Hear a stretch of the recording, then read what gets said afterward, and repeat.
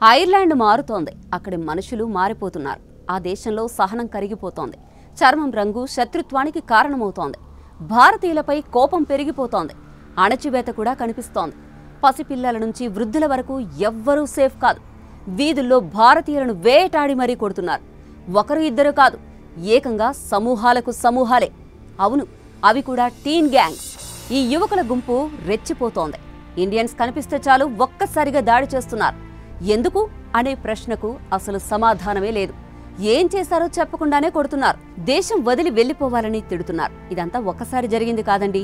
గత 20 రోజుల్లో ఈ తరహా ఘటనలు 3 సార్లు జరిగాయి. ఇంతకీ ఐర్లాండ్లో ఏం జరుగుతోంది? భారతీయులకు ఐర్లాండ్ ఇక సేఫ్ కాదా? ఆగస్టు 4 వాటర్ఫోర్డ్ నగరంలో ఓ 6 ఏళ్ల పసిపాప, ఆమె ఇండియన్ ఒరిజిన్ బాలిక, ఇంటి ముందు తల్లి కళ్ళ ముందే ఆడుకుంటోంది.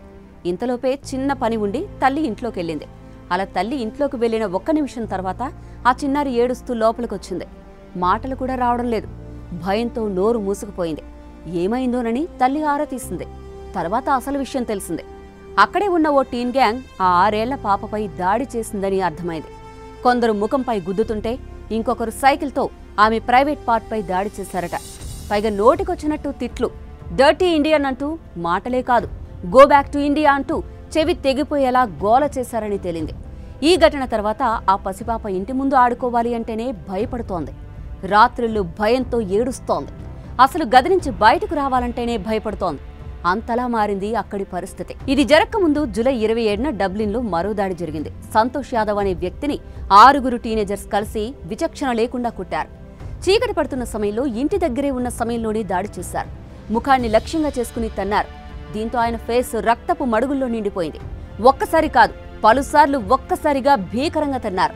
మళ్లీ అదే ఫిరాయింపు, అదే మాటలు, దేశం విడిచిపెట్టు అని భయపెట్టడం. ఓ ఇంజనీర్ని ఈ రకంగా దాడి చేశారంటే ఎలాంటి ఉద్యోగం లేని వారిపై ఎలాంటి వివక్ష చూపిస్తున్నారో అర్థం చేసుకోవచ్చు.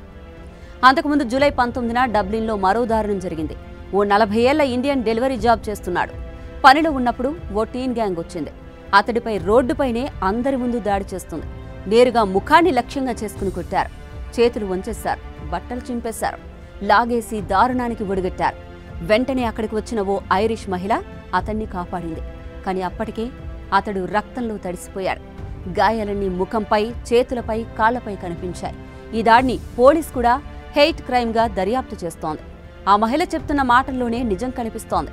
4 రోజుల్లో కనీసం 5 భారతీయులపై తన ఏరియాలో దాడి జరిగిందని ఆ మహిళ పోలీసులకు చెప్పింది. ఇది గత 20 రోజుల్లో 3 పెద్ద ఘటనలు.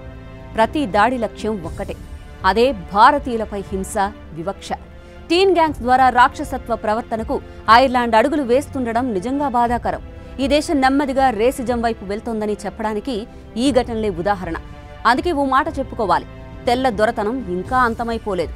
అది ఇప్పుడు రూపం మార్చుకుంది. ఇతర దేశాల్లో ఉద్యోగాలు చేస్తున్న మన వాళ్లను బానిసలుగా చూస్తోంది. ఇదండి సంగతి. మరి మీరేమంటారు? ఈ నలుపు తెలుపు 2 రంగులే కదా, మరి ఈ వివక్ష దేనికి? దీన్ని ఎలా అంతం చేయాలి? మీ అభిప్రాయాన్ని కామెంట్ చేయండి. This is Aruna, signing off.